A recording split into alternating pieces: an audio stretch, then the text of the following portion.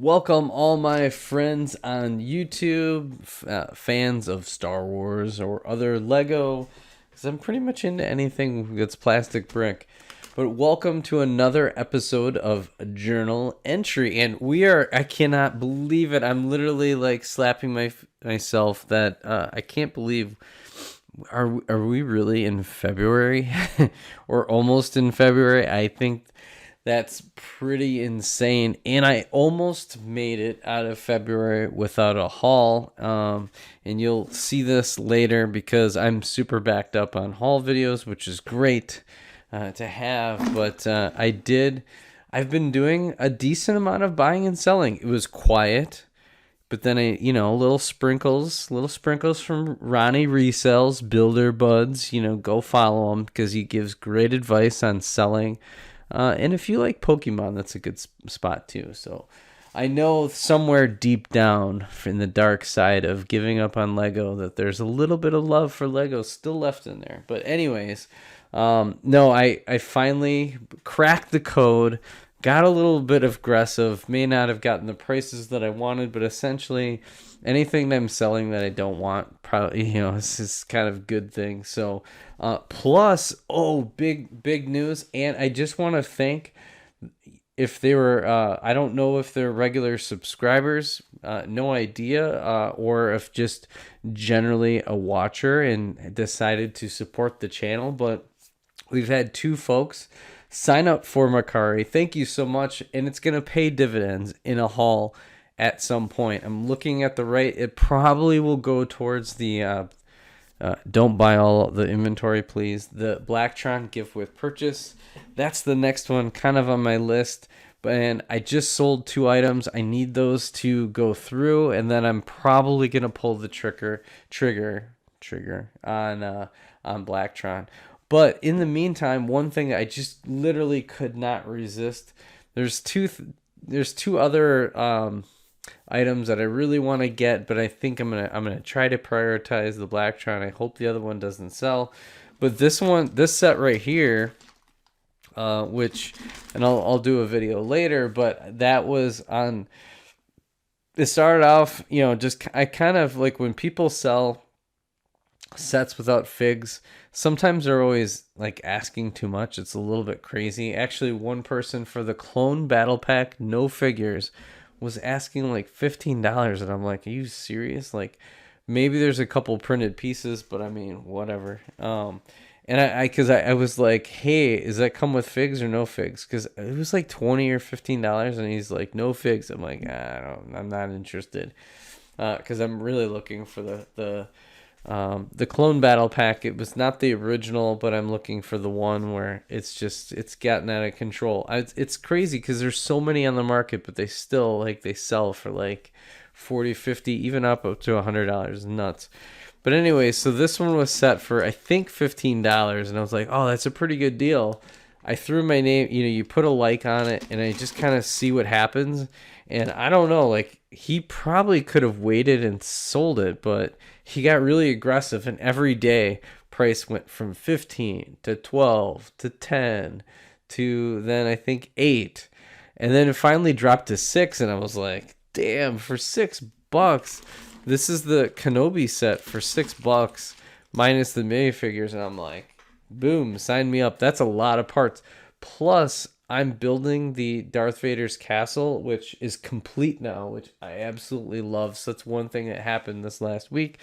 That's fully completed now. Maybe it was the previous week. I don't know. It doesn't matter. It's finished.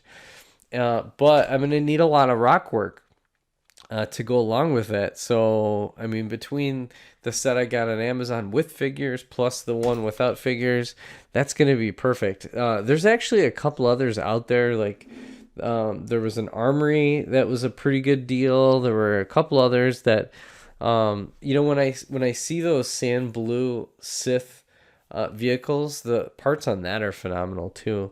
Those really look juicy. Sometimes it'll be like 3 or 4 vehicles for like $10 or something like that. That's not bad. I mean, that's a couple hundred parts, and not easy to get parts right. They're all that sand blue, right? This set right here is just insane. So And with that too, like another episode of Bad Batch, so it's just a phenomenal week.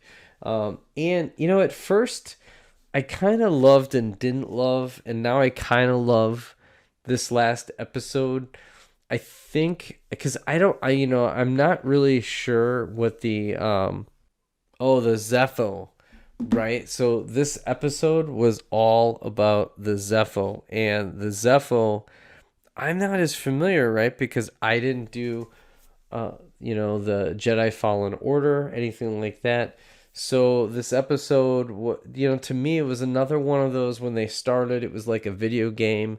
Then it really got deep and was just so great. And then this episode almost looked like filler, but then they talked about the Zepho, which is really, really ancient stuff and was really influential in between Sith versus the Jedi, and light side, dark side, and it was very complex. And so it'll be interesting to see if this kind of comes back or was just kind of like one of those nice homage type episodes where, hey, it may not impact the Bad Batch, but it could have other impacts on other series. So very, very interesting, the Bad Batch, and we hope that continues to evolve. I want to see more and more of Order 66 or some of the other parts, more kind of intertwining of the material. But otherwise, you can't just get enough. And Mandalorian 3 is coming soon. I know they dropped the trailer recently again, and that's looking really, really good. Can't wait. Of course, appreciate that Hive this week released a video called They Need to Kill Grogu, which I, of course, had to comment. I agree. I'm kind of, it's like I get it with kids and the cash cow that, I want to keep going with Grogu, but can we just send him to his homeworld already, or maybe kill him off, or maybe he falls in the hands of the dark side and becomes like this little evil monster? Like, I don't know, but at the end of the day, I'm like kind of over Grogu as well. I agree. Anyways, so in my brick life, there's just a lot going on. I had this kind of as a prop, so I'm working on the review for the Bad Batch shuttle finally, which I've had built for many weeks now. Of course, I talked about hauls. I had 2 different hauls. One was this one, and then I had to sneak out. Don't say anything, but I went to the Lego store this last week. Then the other thing I've been putting in some work this last week is diving into some, like, I don't know, it's not really vintage. I think I use the term vintage. That's kind of a loose term. Let's just call it old. Anything that's over 20 years. I think some of this is like 24 years old. I mean, and anytime the instruction booklet smells like it does, then I guess that's vintage. I mean, it's 1821. There's only 1800 sets before this one, so I guess it's almost vintage. Maybe another 10 years, it'll be considered vintage. I don't know. They still use the yellow heads and really wonky faces, so there's that. So I did a lot of sorting. There's a video coming out with the figure sort. Then I did the brick sort, the final one. It was a real hodgepodge. I had to throw away a bunch of pieces that were pretty beat up. It definitely wasn't very many complete sets. It was just a lot of just random parts, which is fine because I need every part I can get. There was a lot of really cool stuff like these bushes. It was really a pain in the neck trying to research because the 2000s is not really my era. I was going or graduating school, and I was probably partying a lot at that point. I wasn't building Lego. I wasn't buying Lego. So there's a lot of stuff that I just don't know. And there's a lot of these Western type sets that I've got some parts on. This one's from the Atlantis set. I think this was from El Dorado Western set. This is some of the bushes that were all over the fort. I don't have the fort. It wasn't, the parts were not in only a couple of them were in there, so I don't know, whatever. Looking at this week, Yeah, I kind of agree. It's a lot of the same. So last week the update was sorting, building, and planning. I think I'm kind of done with the planning side a little bit, at least for February.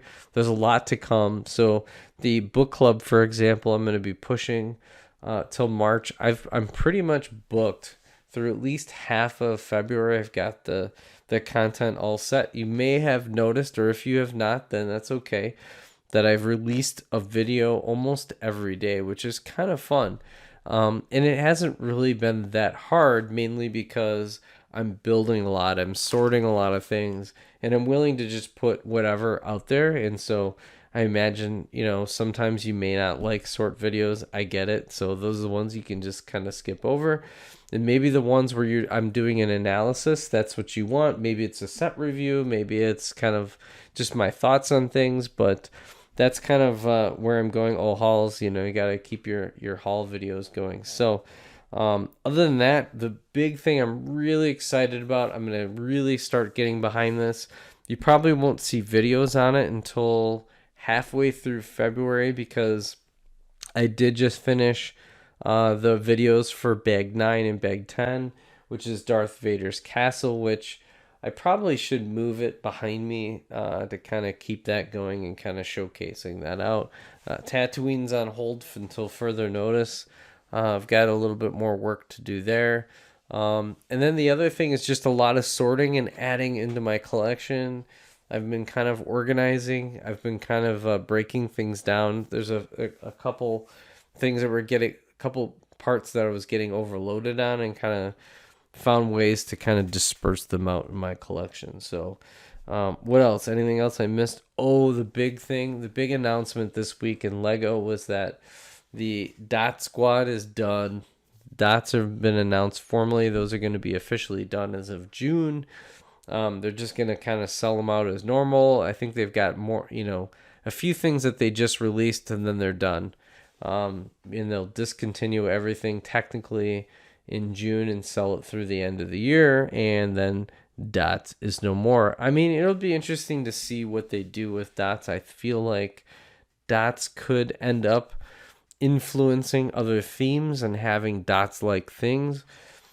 I just, I don't really understand why Lego tried to take on the arts and crafts space. It's kind of, like dominated by certain players, and I think they should have just either concentrated on Lego as an art form, crafts, arts, or just taken some of the themes and really expanded upon it.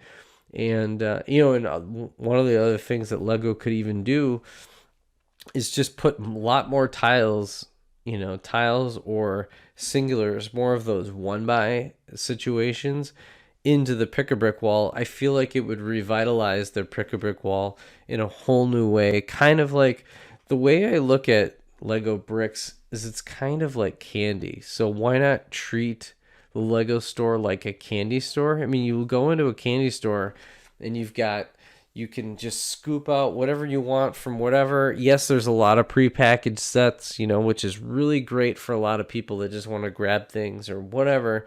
But then people want to run in like a candy store and grab their candy.